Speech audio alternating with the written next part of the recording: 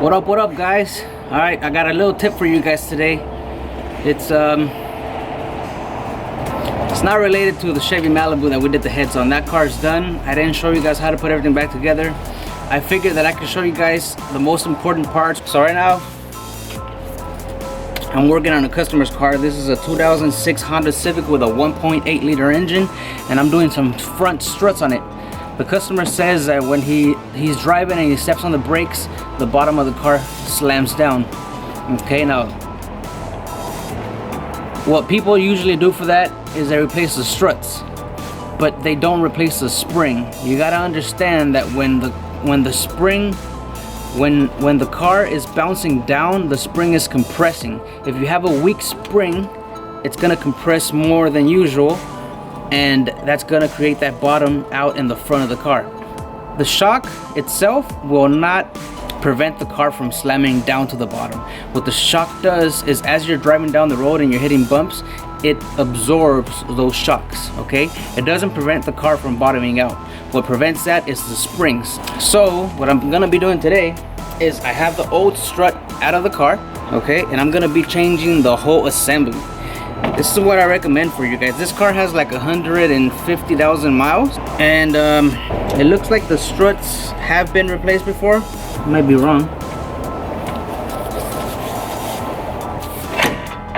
Yeah, these don't look original, but I don't know if this spring has been replaced. And since the customer is complaining of the car bottoming out, we're gonna replace this with this.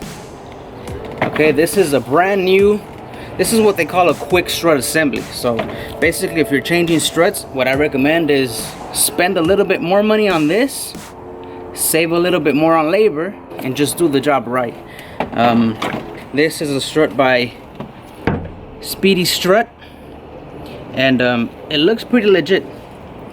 I mean, but you can't tell when it comes to automotive parts. You can't tell just by looking at it. We gotta put it on the car and try it out. I didn't show you guys how to take this out, but it's pretty simple. There's 3 nuts on top and there's 2 bolts on the bottom. Okay, that's it for replacing a complete strut. If you want to replace just the strut itself and not the spring, then you would have to compress this spring and remove that nut in the middle, and then you just take out the strut, put the new one in, put the nut. But what you'd get here is a new spring, you get a new strut, you get a new strut mount, which has bearings in here, so when you're turning left and right, if these bearings are worn out, they're gonna make noise. We're basically getting everything new, which is the right way to do it. So here, I guess I'll show you guys how to put it in. You didn't see the removal, but if you see the installation, then it should make it pretty easy for you to understand how it came out. The strut just goes up here.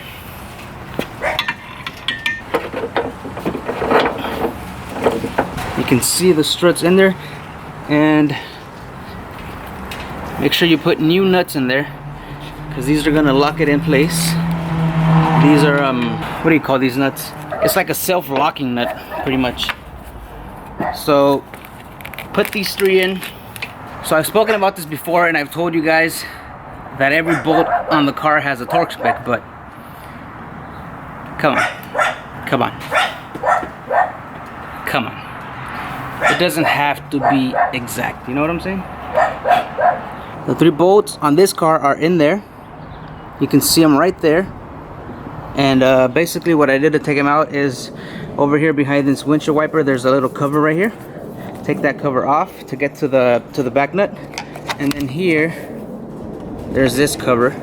You pop it out so you can access those 2 other nuts, and that's how the top goes on. So now that the top is being held in place, you want to push the spindle. Okay, so you push the spindle into the strut, and let me find the bolts that go on here. And they look just like this. Okay. On some cars you can actually change these for some camber bolts, which pretty much means that this bolt is gonna be off-centered, and when you put it in the strut, you can turn it, and that's gonna push your strut out or push your strut in, so you can adjust the camber. These are factory bolts. These are factory size holes, so the alignment, as far as the camber goes, it won't be off. The toe will be off a little bit, so after you change the struts, you gotta have the car lined.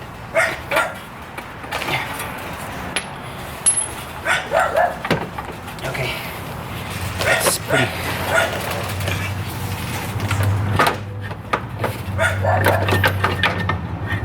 Okay, there it is. Just gotta lift up. I'm having trouble pushing the chingadera, the spindle with the control arm up. Okay, because it's kind of sagging and it's pretty heavy. So what I'm gonna do is I'm gonna slide a jack under it and I'm gonna push it up. And that's gonna help me align the bolt holes so that I can put the bolts in, gun them down, sit the car down. Once I sit the car down on the floor with the tires, I can tighten these 3 nuts up here. Got it? Got it. So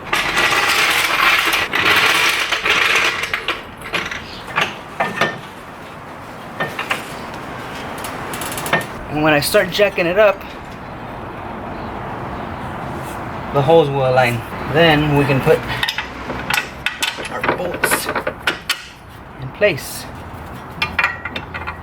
Now you're gonna have to push the spindle either back or forth to align the other hole. Now you gotta be careful with these brake lines and the ABS sensor, okay? When you let the spindle hang, make sure they don't stretch. These were fine, so I wasn't worried about it. Also, you gotta make sure you route them correctly. These go in front of the strut. If you route them the other way, when you turn, you're gonna tear these up. This ABS clip right here just pops in there, and then this brake line takes a bolt right in there. I believe it's a 12mm, and then we're just gonna gun those 2 nuts down. Wrong size wrench. So basically you wanna hold the bolt while you're gunning the nut, but you wanna make sure you have the right size. This is a 19 or 3/4, but I need a 17. I got it. Okay, so hold the bolt. Now you can see that little bit of movement. It's not gonna affect your alignment.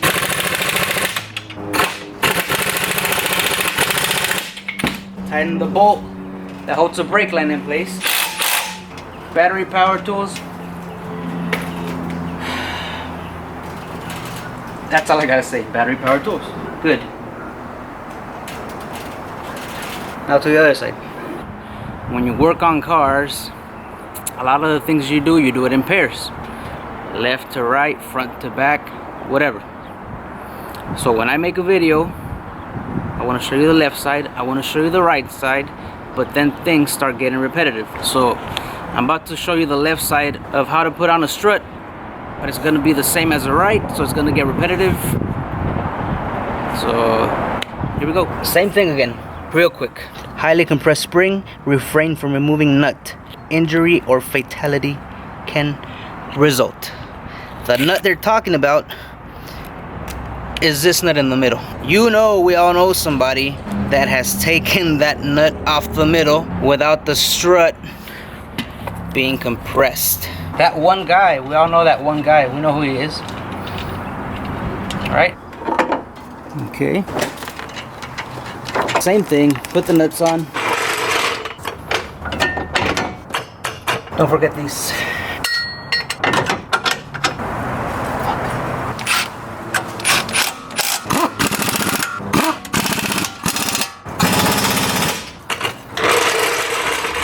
See, I wasn't lying.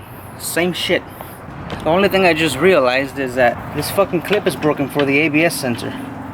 Now, I didn't break it. I didn't break it, but I can fix it. I'll tell you what I think. It feels stretched out the way it is. Fuck. I think.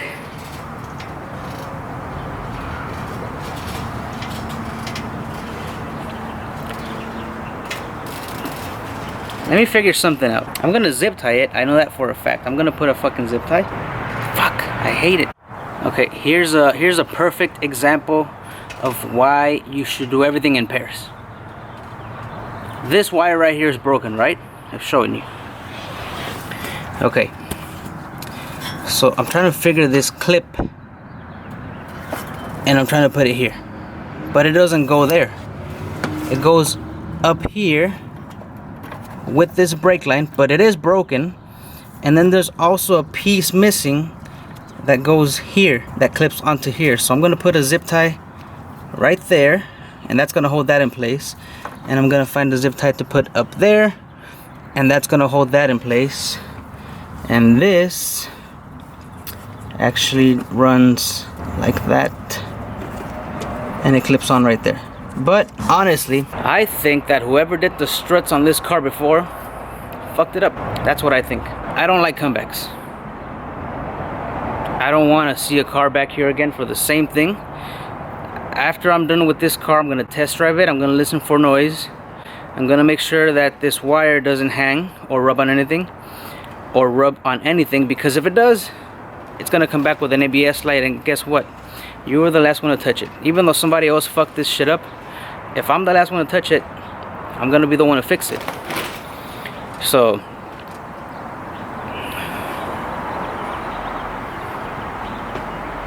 that's just the way it is. Let me show you the other side. This is how I figured out that that it was supposed to go like that. So this is the passenger side, this is the right side. You can see that is intact right there, and it clips on to the brake line right there, and that one's fine. And then this is a rubber piece that comes up, and the clip goes on there. So that's the proper way to route it. But the other side's broken. But we know that zip ties can fix anything. I put a zip tie right there, and that's holding this wire in place. And I put 2 zip ties up here, holding that in place. And that should not move from there, so I think we should be okay.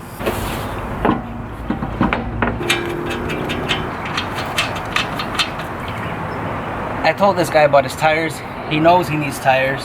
Yes, you got new struts and you expect a better ride quality, but with tires like this, you can only expect so much, you know? So you gotta be ahead of your customers. You gotta be ahead of them.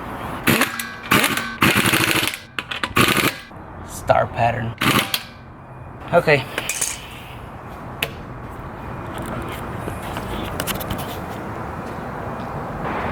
I can't make them buy tires.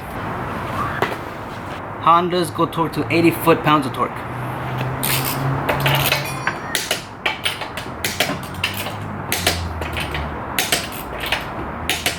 Star pattern.